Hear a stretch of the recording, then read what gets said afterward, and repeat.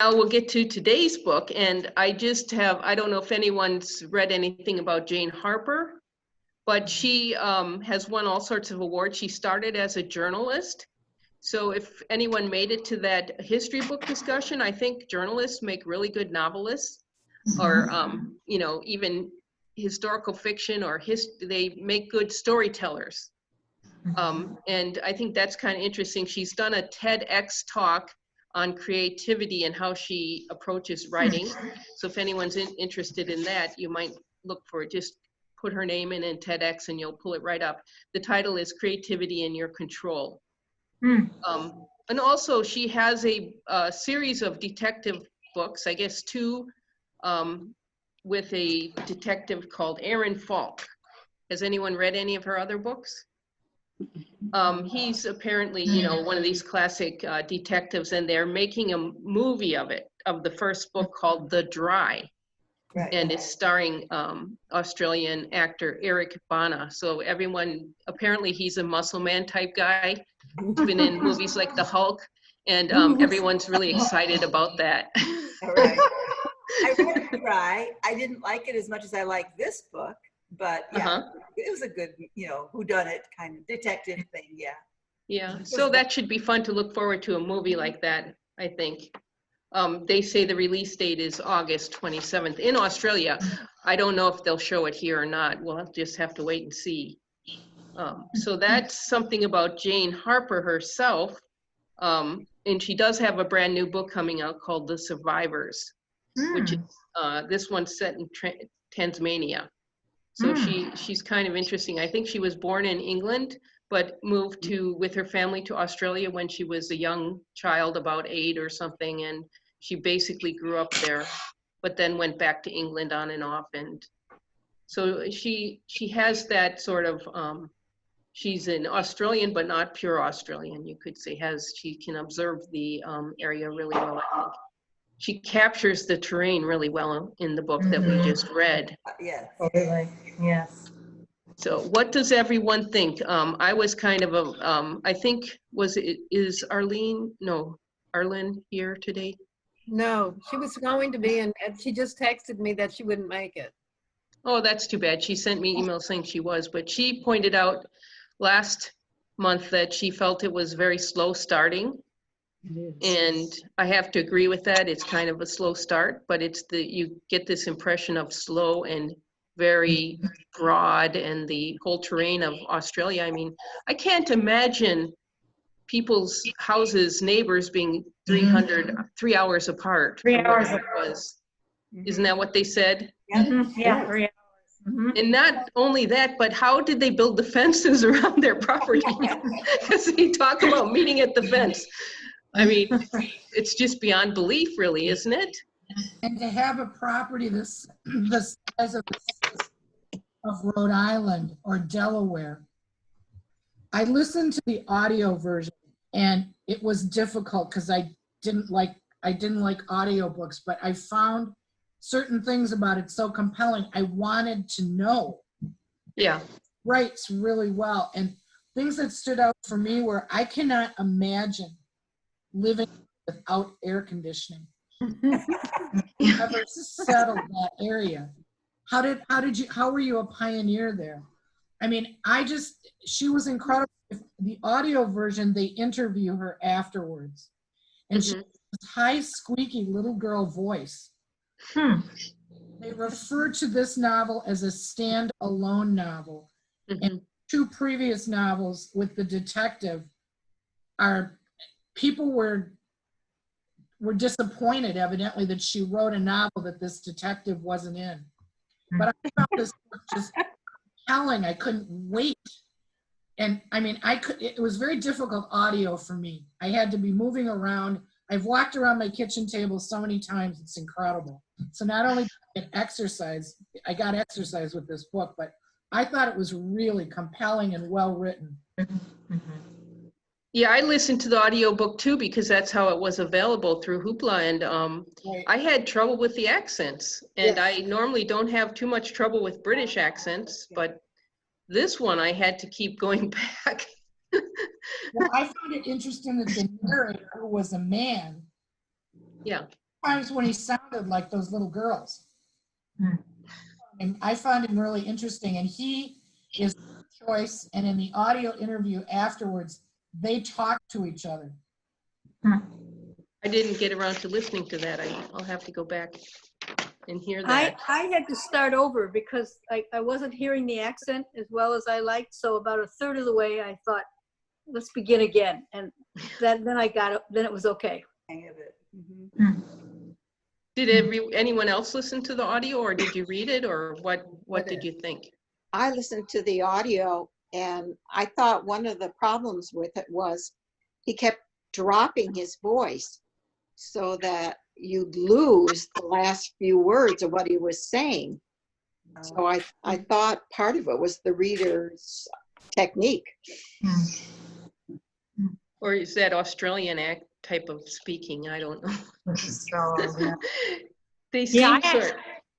I actually read it in the book, and it's funny. I read at night before I go to bed, and I just felt like gritty and dry, and just all the feelings. The language was so well written. I felt like we were out there on the outback, and I just think it was very, very compelling, So I enjoyed reading the book.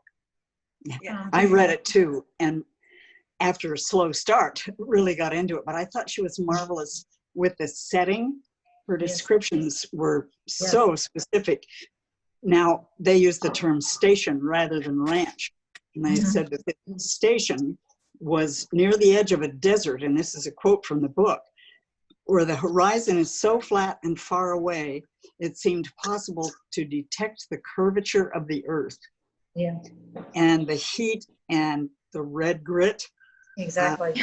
I think the setting is Setting. very, very prominent for the book itself. And Trista mentioned how difficult it would have been for pioneers.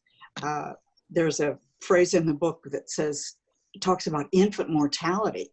And it wasn't until the 1920s that babies lived in Queensland. And I thought how awful that would have been. Yeah. Well, It didn't make me want to move there, that was for sure. In the I thought- interview afterward, sorry, go ahead, Adele. I thought the outback was in fact a character in the book as well as the other, Very the much. men and the women. I particularly enjoyed some of the women there, but we could talk about that in a little while. But actually, the main character was the outback in essence. Yeah, very much. Remember at the end how the character said when he considered relocating to get away from his bad memories and all the sadness that had happened there and the memory of the family life with his abusive father, he loved that space so much that he realized it would be difficult for him to live anywhere else with that in his heart. And she had really set up the scene well for that feeling because you could understand it when the character said it. Yes, I agree. And yet Bub was really anxious to get away. And hunt kangaroos. It's like, oh God. And what is, I don't really fully know what a dingo is. Are they little like rodent things or No, No, they're wild like dog. dogs. Wow. like dogs? Wild hyena. Dog. Yeah. Because they seem to be invading all over, or they're worried about them at night. So sort of like coyotes or something is what that would be. So it is reminiscent of our Wild West in some ways, isn't it? I have a list of questions here. I thought I'd run through some of these. Well, here's one that fits in what you were saying. We were saying sheer distance and isolation impacts the way crimes are responded to and investigated in the outback. What effect did the lack of police and medical support have on the outcomes of the rape for Jenna Moore and the death of Cameron Bright? And it just seems like the justice in that area, or as they say, medical, everything was up to the community. Yes, the community, that was one thing when the community completely walks away from Nathan, when Nathan leaves his wife, I don't know if it's his wife at that time, His father-in-law, yeah. His father-in-law. Yeah. That's really incredible because we were talking about isolation, neighbors 3 hours away, but yet that shaped a lot of Nate's character and Nate's approach to things. I mean, he had the worst part of the station, been ostracized by the community, he'd been abused by his father, and every day he lived in this incredible space that was a challenge. Yet I really liked him, and I did too. Yeah. And I really liked it that he came around and he was the peacemaker, the forgiver. I thought he was a great guy. Yeah. He overcame so much. Yeah, and I think it's kind of interesting to compare and contrast him to Cameron, who, you know, was quote unquote embraced, you know, by the community. And yet Cameron knew of the isolation, and he used the isolation both to get away with the rape early on, and then his abuse of his wife and his children. He knew he could kind of count on that. He could kind of count on that the community would just simply, they wouldn't suspect him, and that they would be there for him. So he actually used that isolation to help him kind of go to the darker side. Control over everybody. Exactly. He controlled everything. Yep. And I thought she wrote a very intricate plot and very layered characters who had a lot of good and bad about every one of them. I thought that was interesting, and yet it all reflected on each thing reflected on something else, like the fact that Cameron's wife was so trapped really set us up to understand the mother, and how she felt trapped. Yep. So they were all sort of in this same sort of way of living that was really a problem for so many of them. Besides Nathan, what characters did you like? The mother. The mother, Yeah, the mother. Nathan's mom. Even though she was, you know, the one who caused the death? Oh, Yes. Yeah. He merited it. She did it to protect her daughter-in-law and her grandchildren. Exactly. The motives were okay. She got away with it. That's not so good, but Yeah. Do you think she should have turned to the community for help, or was that hopeless? I mean, should she have turned to what's the policeman's name, Glenn or something like that? Glenn? Yeah. But Cameron had her so isolated. I don't know. And again, I don't know what the culture is up, you know, but my guess would be that they'd be more apt to believe him than believe her. I just think it would be very difficult for her to have done that. I just think she kind of remember the medical person named Steve when he and Nate are talking about Jenna's rape, how he talked about he didn't do much about Jenna's rape because he was new, he was didn't understand. Also, it's a time period that is further back when things were talked about as openly. right. And you made the comparison that it's like the Wild Wild West. That the outback to me still sounds like it's that way. And when you're so isolated, and I'm not entirely sure the community, I don't know, the community rallied around let's not like Nate. Exactly. But I'm not sure they would have rallied around a woman. Let's Exactly. this woman. I agree. I think that I'm not sure, I don't know, but the feeling you get is that these people, they're incredible in one way and they're despicable in another. But that goes back to a comment you made, Laura, that what's this woman's name who wrote this book? The author. Jane Harper. Layers it so well, and she brings good and bad in that you look at it in all ways. So I just thought the book was great. I really did. I'm really glad that I went through it, and it was tough for me to listen to. I unless I'm driving a car, I'm bored to tears. What am I supposed to be doing? You know? you need a dog. to walk. Yeah, a dog to walk or gardening or something, because then you can use your hands, but let the thing roll. Yeah. I was astounded at how well the writer, kept us guessing who the perpetrator of the crime was. It was quite clear from the start it was a murder. And you went through all the characters. I even thought about the children at one point. Could they have pulled that off? And so when it turned out to be the mother, I wasn't overly surprised, but it took a long time to tumble to that.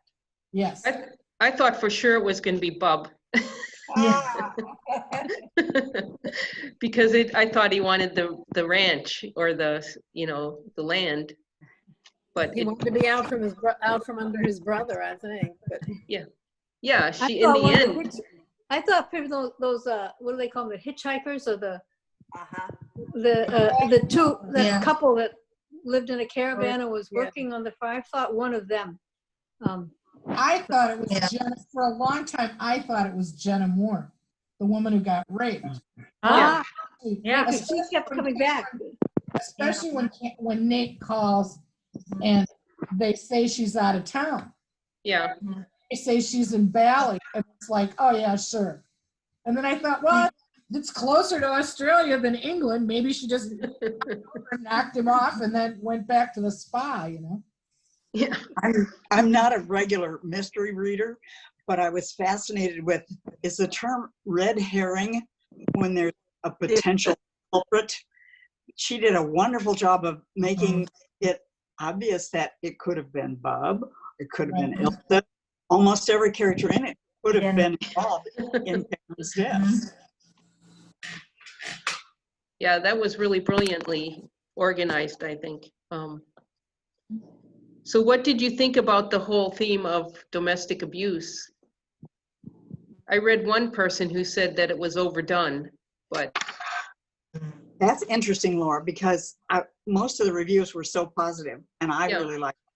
But I was startled by a similar review that you're talking about, where someone wrote, this was written or edited to be typical to tie into the Me Too movement. That most men are creeps that victimize women. And I don't know if the editors played into that at all, but I didn't think that was a theme in any way. I latched on more to the fact that those who have been victimized often become victimizers themselves. Yeah, that cycle in the family was. The father especially wasn't just victimizing his wife; he was victimizing the three boys as well, his sons. Yeah, psychologically as well as physically. So, and that lived on. I thought that was a really important piece of the story, to understand that the presence of the father was throughout the book. He was long gone, but you felt his presence. And both of these men had married women who were outsiders, who were there they were passing through. They were like the hitchhikers that were in the trailer on the property now. And they were just women passing through. They didn't have roots of their own. They didn't have friendships of their own. They didn't have a family of their own to turn to when they were abused. The only person that the younger woman had was her mother-in-law, who was no help, of course, at all. But they were not women who had resources to do anything about it. It's a good point. And it was no help until she was. Yeah. Yeah. And the way that the daughter was already falling into place by hiding the fact that the father had abused her. So it was continuing on in that way. But I really liked the son, Xander. Yeah, I did too. Yeah. Yes. And he really cared about his father. He loved his dad, yeah. In fact, I liked the wife, Jackie. Xander didn't spend all of his time at the station. Xander spent part of his time with his mother in Brisbane. And that was an interesting possible twist into why Xander was different than his uncles and his father. Xander was not immersed in the isolation and the abuse that perpetuated each other. Yeah. So he had that outside perspective. Right. And the mother, Jackie herself, seems to have been a stronger character and able to get away from that cycle of that location, you could say. Although Yes. Nathan was a nicer guy, but still, it's the land is a character, as you said, and does influence the people. So she was able to escape, which was kind of nice. And the fact that he recognized she was happier, divorced. Did you think the ending was a little too nice? I read reviews where people thought it was too nice, but I liked it a lot because I'm so tired of depressing things that even though you have all this terrible stuff that happened, it ended up making you feel a little bit good and hopeful for the future. One of the reviewers said that he or she thought the ending was predictable, and I didn't see that coming at all. It really took me by surprise. Nor I. Yeah, I didn't either. What was surprising? What part of it was? For the ending. That the I was mother very for it because I was sure it was going to end badly.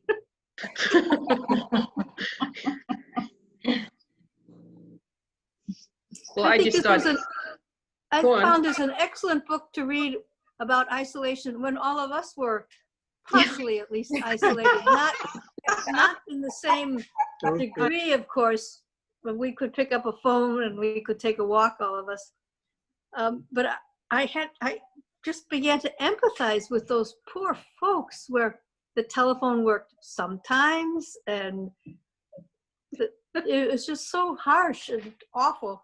And it didn't need a good ending for me. The floods could come. That was interesting about the land and the way it all worked. The floods could come and totally flood you out. That too. Yeah. And you had to keep track of everything. Like we sort of have to do so much extra preparation for everything where they, you know, if you went on some trip, you had to have radio contact and keep messages here and there and keep the book, you know, they had that journal. A diary, yes, of where you went. Yeah. Food in the car and water in the car. And generator, fuel for the generator, and then they turned it off at 10 o'clock at night or so, and then the darkness must have been just total because there'd be no ambient light from street lights or whatever around the house. We experienced that in Africa for a time when the power went off every night at 9:30. And you had to be ready when that happened, with have your flashlights ready and so forth. If you weren't already in bed, you were in trouble.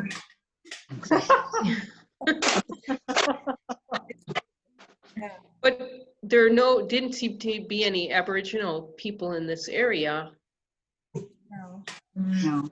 No. It was hard to understand how they were making a living there. Yeah. Yeah, cattle, Well, they weren't, right? They weren't really. Nathan wasn't. Nathan wasn't, but Cameron was. Well, I mean, if it was so harsh on people, how did cattle even survive? Yeah. You know, if there was no water, you have to have water for cattle. Yeah. It's interesting. I was kind of poking around online, and evidently, I mean, she's spot on. What they called it online, pastoral, I think pastoral farming or something, where it's really the animals are just there, that nature provides. And if nature doesn't, then clearly, you know, the animals aren't there very much. But it is interesting. It's very true to life to how it is.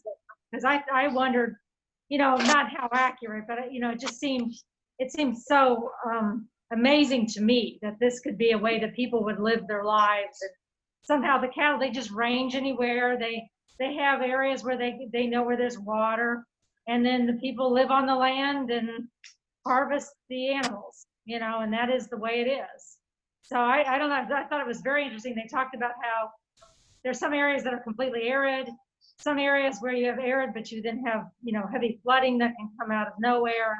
And then you just deal with it. You know, whatever is the situation, the people that were living there were literally just, you know, day by day, week by week, just dealing with whatever their reality was. They didn't control it like we think about ranchers here, where everything's controlled, the feed, the food, the water, all that stuff is controlled, not there. There, it's just kind of wild, and whatever happens, happens. It's an interesting image that sometimes the herds were herded by helicopter. Yes. The station was so vast that they had to use helicopters to get them. Yes. Interesting. That sounds fun. Another connection we have to life today was the children and how they were learning. I have grandkids who are learning remotely now, not by choice. They live in a big city of Boston, but they can't leave the house. So those children were learning similarly. And being herded or Yeah, and that was School of the Air, did they say? Was that what they called it? Yeah. Something like that, yeah. I think they do that in Alaska too, don't they? Quite a bit. I think I've heard of that, yes. Yeah, we're only now learning how to do that. yeah. We may all be school there. That was our educational program online in the book. Well, when I was in grade school, a long time ago, obviously, public radio had instruction by air. I remember our music classes came over the radio from what is now Wisconsin Public Radio. I don't know what it was called then, but music, and I think sometimes it was art lessons and sometimes music lessons came via the radio. Interesting. Yeah, Wisconsin was one of the, I think, the first radio station to do that sort of thing. There are books that came out a couple years ago talking about that history. It was really unique when they first did that. So that is interesting. It did reach some of the rural areas. Makes sense. Well, there was a teacher in the room, and she made sure that we attended to it as such as we did. And I can still remember it was just turned on the radio 11 o'clock on Thursday or whatever it was, and we sang. We had books and. Right, I remember it also. Well, how has Nathan's upbringing affected his approach to being a parent? And how did the events in the novel influence his attitude toward how he interacts with Xander and Jackie in the future? What do you think? He seemed to have done all right, even though he had a rough upbringing. But I think Xander teaches him how to be a father. I think that he doesn't, I don't think that Nathan really comes around and is Xander's father until Ilsa really lays into him and says, Xander was worried about you. Xander tries to talk to him, and there's that whole, I think one of the longest chapters in the book is when they're sitting, at least audio-wise it was, when they're sitting in Cameron's car and they talk to each other. I think Xander helps teach his father how to be a better parent because his father came from a situation that was horrid. What age did he leave? Were they divorced? At what age was he, do you think? Well, there's a scene where he talks about, remember when he explains to the girls about the stockman, that he knows the history and the stockman's name was William Carlisle, and there's nothing to be afraid of, and they ask why, how does he know that? And he talks about how he was in Brisbane and the library because he missed the airplane flight back to the ranch because the handoff with the toddler Xander was so difficult. Yeah. I think they were divorced early on. Really early on. So the outside influenced him a lot to make him a stronger person. There's mention too, there's mention early that when Jackie wanted a baby, that Nathan did not, that he was afraid to be a father. And he must have been afraid to be a father because of the kind of father he'd had. Yeah, he'd had. Yeah. Yeah. So what was it about Bub? Was he a lower IQ? Is that what that was? I sort of was confused about that. I kept thinking his name was, I heard it on the audiobook, I kept thinking his name's really Bob, but they're saying it with an accent, but then I saw it was really Bub. It is Bub. Well, I think there's the implication that he's of a lower IQ, and that's perpetuated in lots of ways, but it also comes out that he was obviously kind of a rapprochement baby when they were getting along, because Liz talks about how when it was good, and so does Elise. When it was good, it was good. When it was bad, it was horrible. I think that Bub's a product of when it was good, and he's obviously, he's at least 8 or 9 years younger. Yes. And it's also implied that Bub had it worse. And either Nate or Cameron, because Nate and Cameron had each other.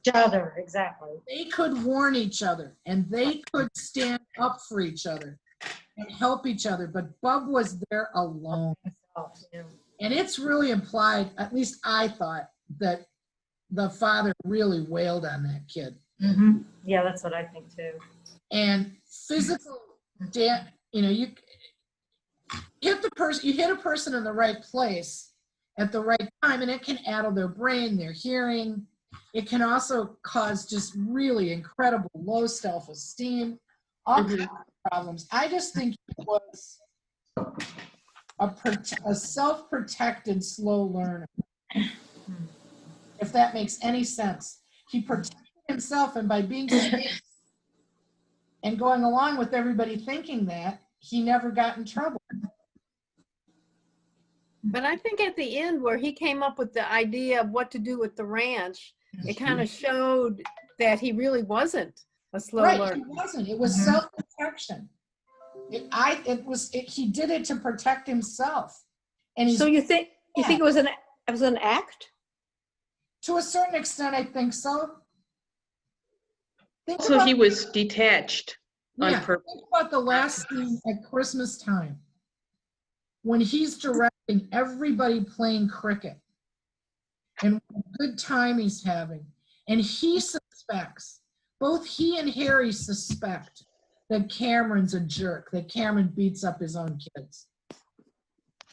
The kids are really when Cameron wails on his own child, that's when everybody rallies.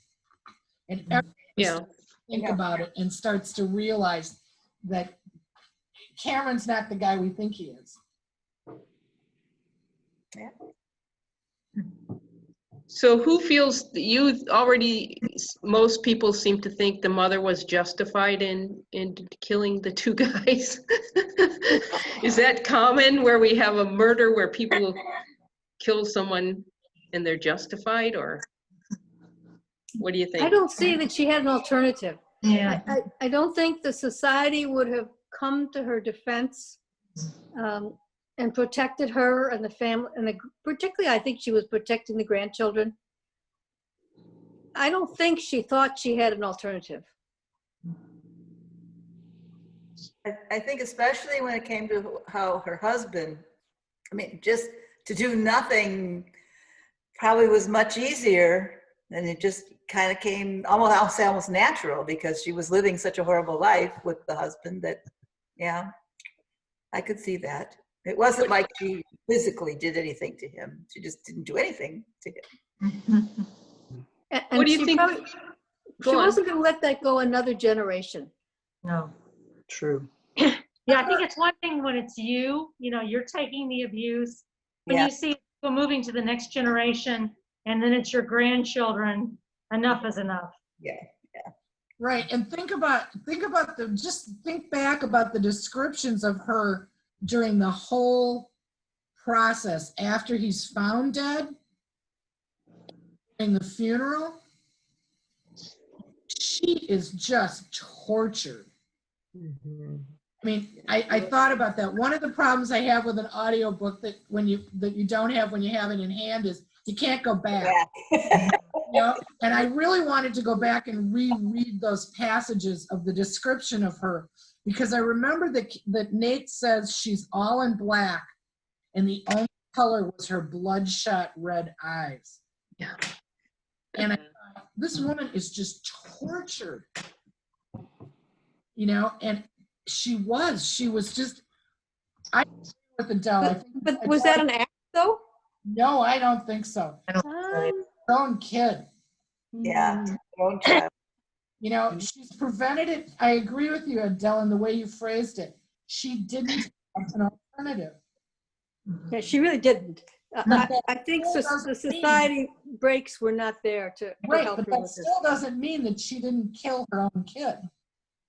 And going back to a comment Laura made in the beginning, this author, Harper, lays out things so layeredly that you see good and bad in everybody. And I just, I mean, mother was just a tortured soul. I think the fact that she took the death so badly that I didn't think it was her that did it. Exactly. Mm-hmm. Fun, yeah. That's why I thought Bub did it. Because he seems so detached from it, you know, and easygoing in a way. And he was the natural, it was very natural to think he was. He was supposedly the dumb brother who was getting kicked, who wasn't getting anything. Yeah. Wasn't treated well. And, you know, he was the obvious choice. But I agree with Adele. Even at one point, I thought it could have been the kids. Because, you know? The one girl, the older girl, yeah. The older girl, yeah. Yeah, I mean, I think the marketing helps play it too. You know, the marketing was 3 brothers, 1 death, no answer. So you're already thinking which brother did it. Brother, yeah, that's true. Yes. Well, and then there are the 2 women that he got pregnant. Could have been taken. Could have done that. What was the old family friend that also lived with him? I thought he was suspicious for a while there. Oh, Harry? yeah. Yes. The ranch manager. Yeah, the ranch hand. Harry. Harry. I thought Harry could have done it, you Yep. know? Yes. Led us to believe that too, yes. Mhm. and there's I forgot about Harry. conversation between Harry and Nate that you really think that. Yes. The argument. Simon, one of the backpackers, overheard Harry and Cameron arguing. Right.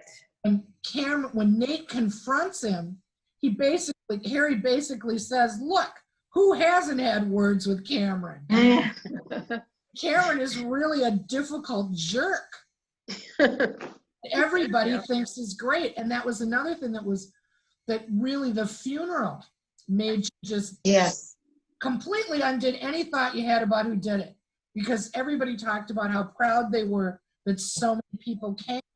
And Nate and Bub talk to each other and say, I think Bub says to Nate, do you think this many people will come for us? No. Yeah. Maybe they just wanted to make sure that he was dead. No, because Morgan, because Cameron, everybody likes him, but Cameron was as good as his mother. And it was so weird how it was Christmas too. Yeah. A couple of days. It didn't take up much time. It was just a few days, really. The whole plot of what was happening at the time. I kept wondering about the socializing, like there's a little town nearby, but how far away was that? And how did people meet each other and get married? And if they're not going to school together, but they all seem to be friends? What? Laura, I went to bars. They went to the bar. Yeah. That's so right. Also was the bartender. So basically that was the only socialization out there, was to go into town to the bars. Or going to, like, I would think a general store, a feed store to get, supplies. Yeah, or selling your livestock, or at the livestock shows. You'd still have livestock shows and such. So wasn't there also an event where Jenna and Cameron met? That's some sort of party? That's what I'm wondering about, that type of thing. Yeah. There was some social event there where he drags her off into the woods. Kind of party. No, there's no woods, but drags her off. Well, think about it too. They're 3 hours apart and there's a fence between their land. So it's not like they're in different towns, miles away. I mean, if you drive 3 hours from here, it's ridiculous. Yeah, you are in Milwaukee. So how far did you have to drive to go to a party or a bar or something like that, Well, they even said like they would sleep overnight in the trucks. You know, if Yeah. they went into town to do something, they would sleep overnight in their truck and then go back the next day. And the Yeah, I guess. description of what was in the truck. Yeah. I mean, when Nate takes apart Cameron's truck, Oh, yeah, all the supplies, Refrigerator, food, water, yes. the satellite receiver and Yeah. And the think beans. about what you put, think about in the last couple months, what you've now put in your car that you didn't used to have. You put a mask, you put hand sanitizer in. You know, I always carry paper in case I have to talk to somebody that I'm not, you know, paper and pencil. But I mean, these people had to take stuff you totally survive with. Right. You break down. it sounded like they had a portable freezer of some sort in the back where they had their water, their fluids. Yeah. And it was always well stocked, because when they found his car, they said, well, that's strange. It's fully stocked and still cold. Except for the beer. Of course. I found that amazing when that was another time when they talked about when Xander and Nate are sitting in the car and they talk about drinking Cameron's beer. And by the time they get to the second or third one, the air conditioner is so it's gotten cool. I'm thinking, It's warm, yeah. how miserable. You're covered in red dust, you're in full heat, and you're drinking warm beer? I don't. Yeah. So But the there British is a drink warm TV beer. show. There's a TV show on Netflix where it's like a travel show where people are competing at the best places, and it's based in Australia. And one of them is in this location, and it is awful. Huh. There's flies, and it's just dust everywhere. Funny.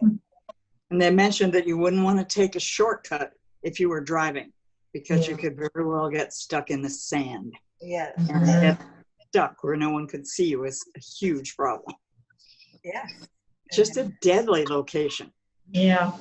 Literally, yes. So most of the population's in the south of Australia, right? And along the east coast? Or am I wrong about that? I think it's on, I definitely Along the East Coast. coasts. And that makes total sense to me now that it's on the coasts. Yeah.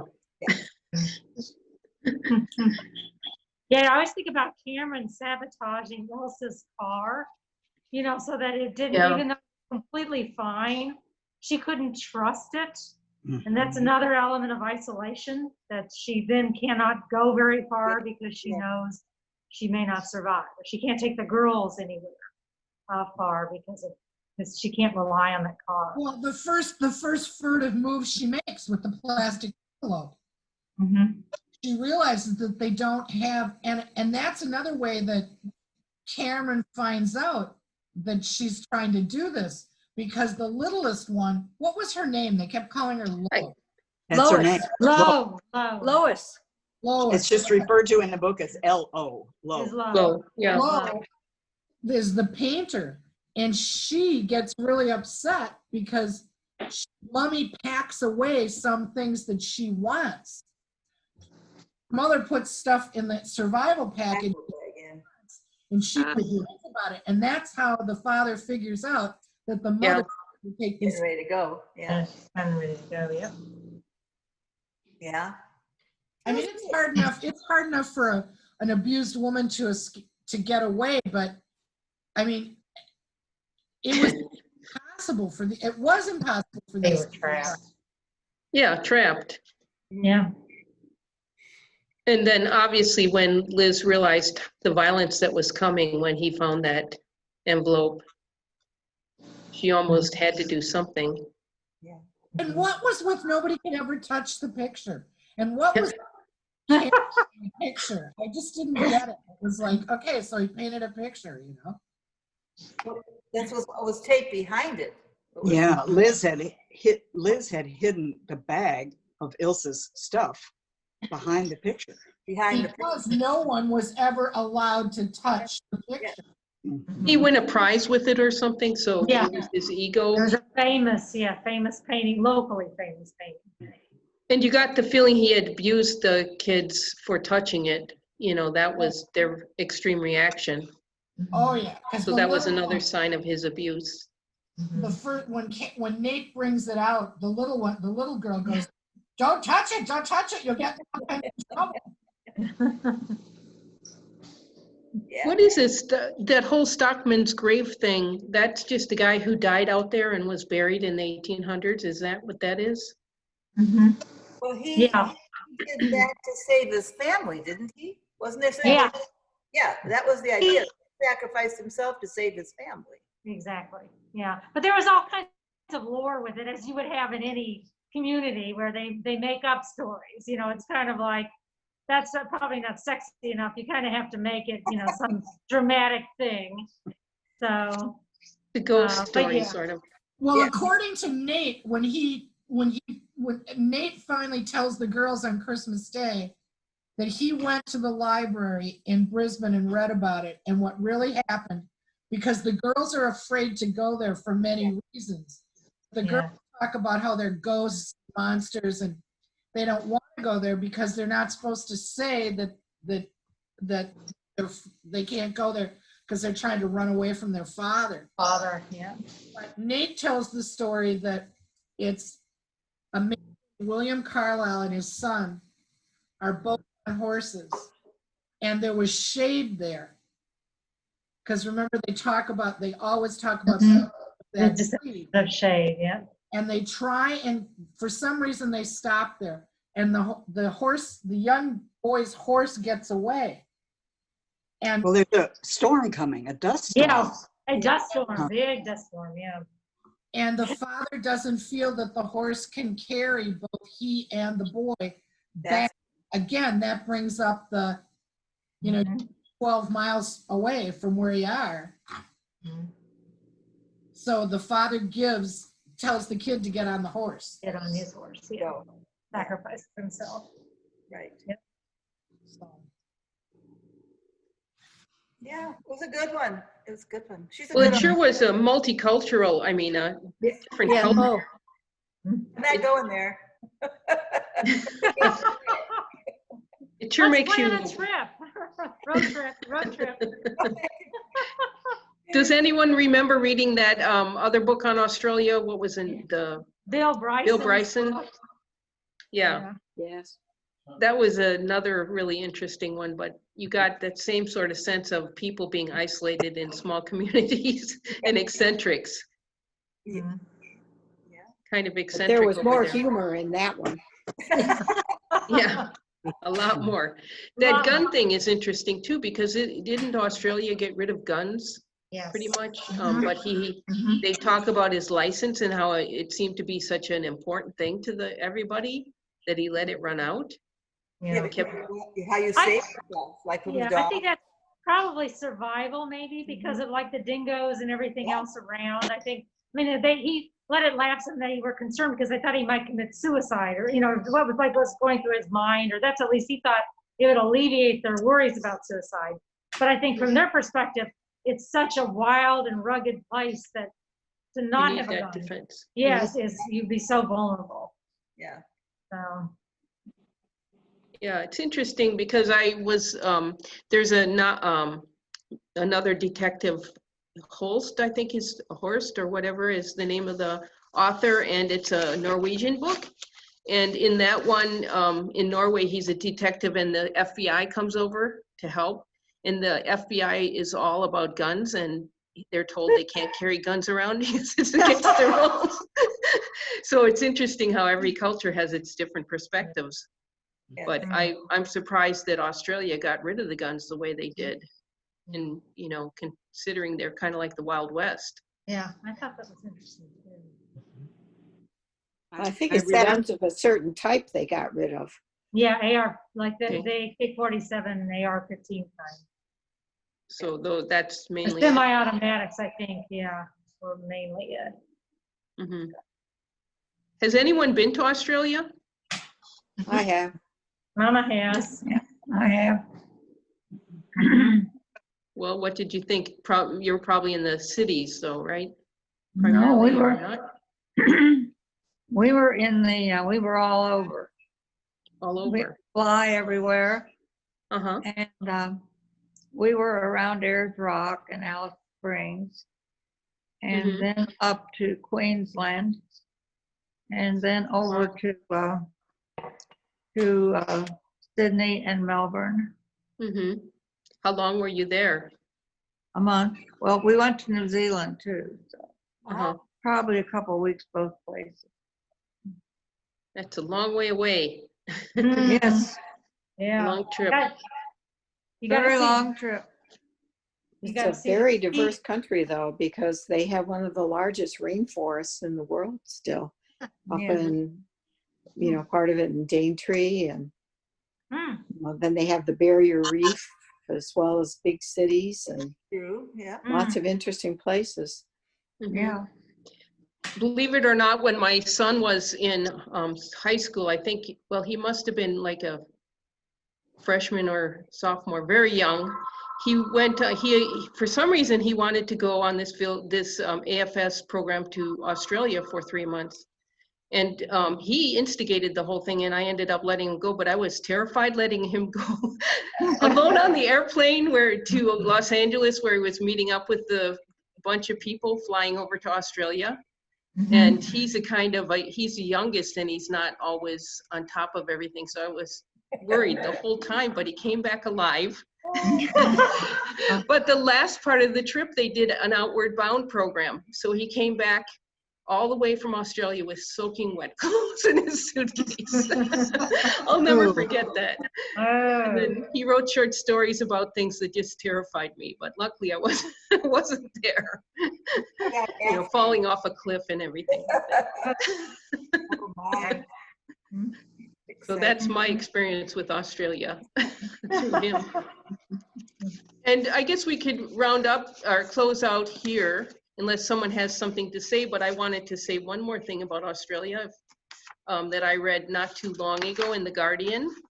I don't know if anyone else saw this story, but are you all pretty familiar with Lord of the Flies? Yeah. And Yeah. that's again, Australian schoolboys, right? Wasn't it? Or British schoolboys, I forget. British. But apparently there's a guy in Holland, I think, Rutger Bregman, who's written a book called Humankind. And he wrote a little story about some real kids who were lost on a deserted island. And they were Australian kids. They were in a school and they wanted to get out because they were bored with it. So they took a boat and they just ended up floating for days and ended up on this island by themselves for something like 17 or 18 months.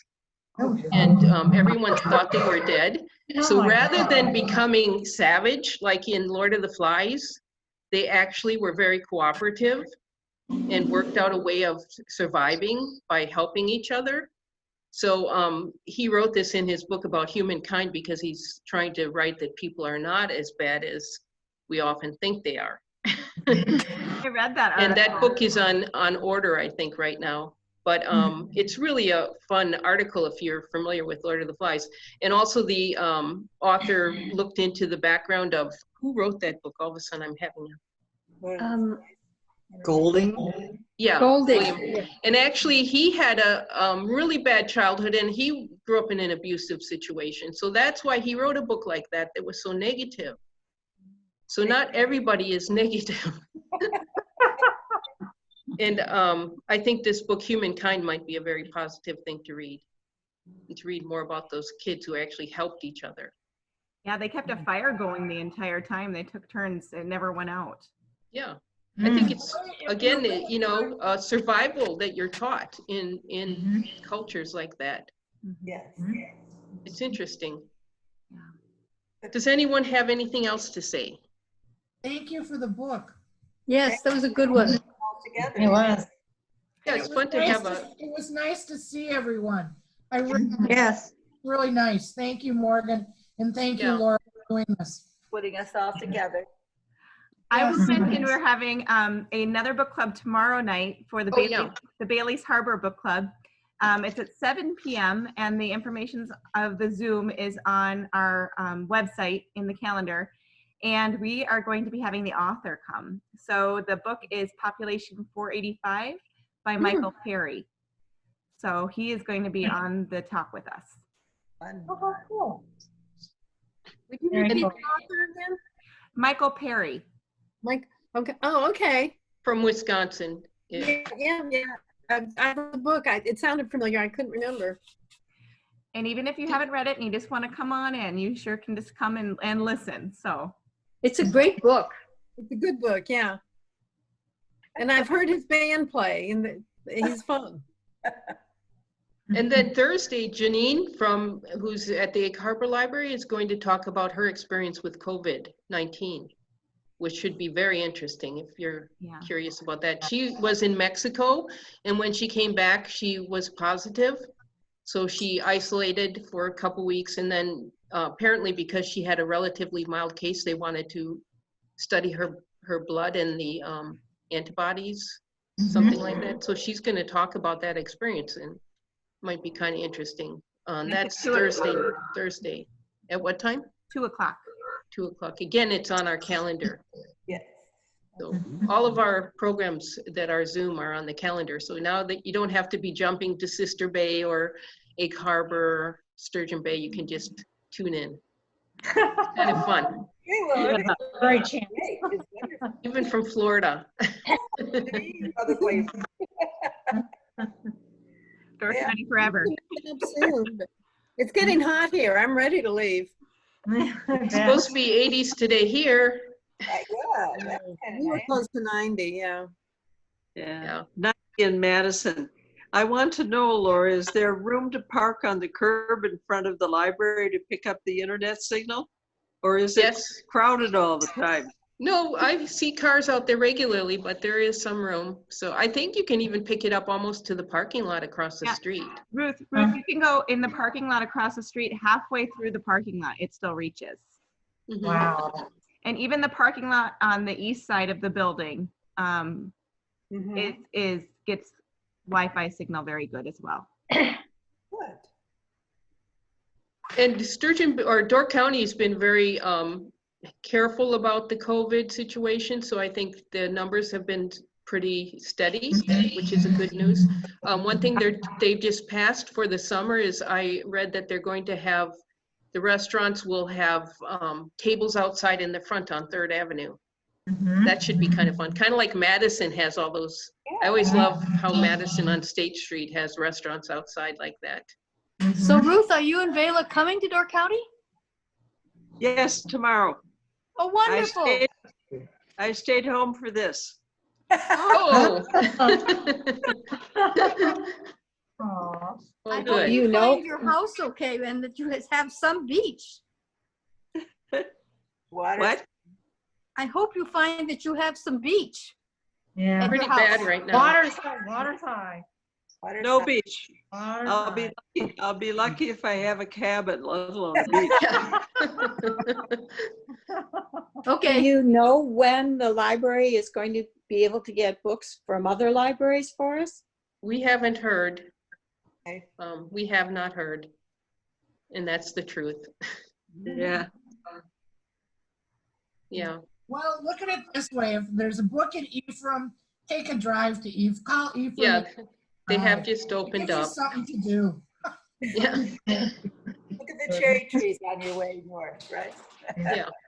And, they're trying to slowly get back into it. They are actually returning books to libraries, but nothing's coming forward. Okay. So there's a little tiny bit of delivery being sent out, but nothing coming in. So they're working towards that. We'll just have to wait and see. But it's, as with everything, it's very cumbersome because we have to wear masks and gloves, and when we're touching any of the books, we have to quarantine them. So everything takes a lot longer than normal. Luckily, we have all of these apps that people have been able to use as backup, right?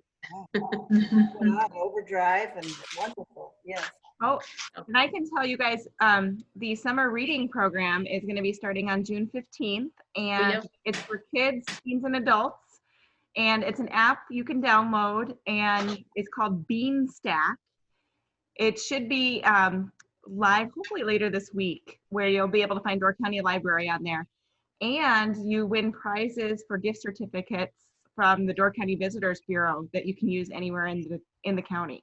So it's worth joining. Yeah, because we figured that's one way of paying back the community when they need it, rather than giving out plastic toys. Yeah. So it should be fun, but it is an app again, just like everything else is these days. So it's games and reading. And reading. So Reading. And I'm anxious Zoom to meetings try it. for this would count as one of the activities, is coming to a Zoom meeting. So yeah. There you go. Well, fun. Well, So- thank you again. Appreciate it. See Thank you, Laura. Thank you, Morgan. Thank you. Thank you, You're Laura. welcome. everyone. Bye, have a good day. See you next month. July. Bye. Bye. Bye.